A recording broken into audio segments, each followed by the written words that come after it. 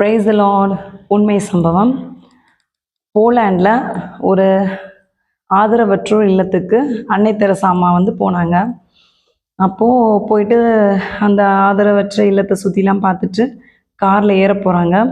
அப்போ அங்கேருந்து சிஸ்டர்ஸ்லாம் சொன்னாங்க, அம்மா எங்கள் ஆதரவற்ற இல்லத்தில் இருக்கிற நர்ஸுக்கெலாம் சிஸ்டர்ஸ்க்கெலாம் நீங்கள் ஏதாவது ஒரு செய்தி சொல்லுங்கள், ஏதாவது அவங்களுக்கு ஒரு அட்வைஸ் மாதிரி சொல்லுங்கள், அது அவங்களுக்கு பூஸ்ட் பண்ணுற மாதிரி இருக்கும் அப்படின்னு சொன்னாங்க.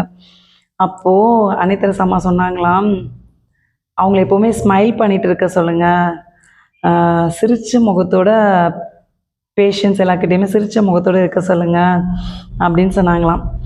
ஏன்னா அங்கே பலதரப்பட்ட மக்கள் வருவாங்க, அடிப்பட்டவங்க வருவாங்க, அவங்கள ஆதரிக்கிறீங்க நீங்கள். அதுக்கப்புறம் வீட்டில் மகனாலேயோ மகளாலேயோ பார்த்துக்க முடியலன்னு சொல்லிட்டு விடுறாங்க. ஸோ அவங்க அன்புக்காக ஏங்குவாங்க. நீங்கள் சிரித்த முகத்தோடு அவங்களுக்கு உதவி செய்யும்போது அவங்க மனசில் சந்தோஷமாக இருக்கும். அப்புறம் நோயாளிகள் வருவாங்க, நீங்கள் சிரித்த முகத்தோடு அவங்களுக்கு உதவி செய்யும்போது அவங்களுடைய நோய் சீக்கிரம் குணமாக கூட வாய்ப்பு இருக்குது. அப்புறம் அப்பா அம்மாவை இழந்த பிள்ளைங்க வருவாங்க. அப்புறம் அப்பா அம்மாவால் புறக்கணிக்கப்பட்டு குப்பை தொட்டியில் போட்ட பிள்ளைங்க, சிறு பிள்ளைங்களெல்லாம் எடுத்து வளர்க்குறீங்க.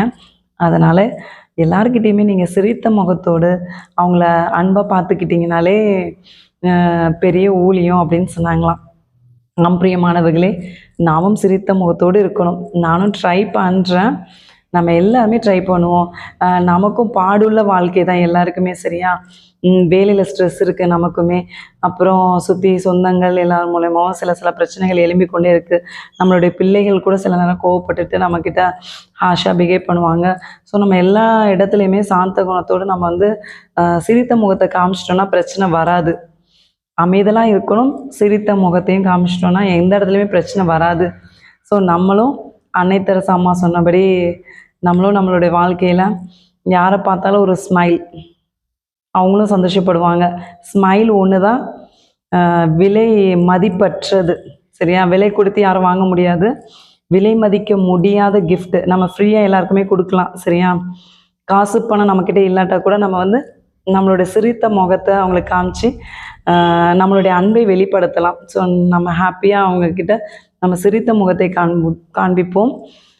எப்போ சிரிப்பு வரும்? நம்மளுடைய இருதயம் சந்தோஷமாக இருந்தால் தான் சிரிப்பு வரும். ஸோ நம்ம எப்போவுமே கர்த்தருக்குள் சந்தோஷமாக இருப்பதே நம்மளுடைய பலன். கர்த்தர் உங்களை ஆசீர்வதிப்பார்.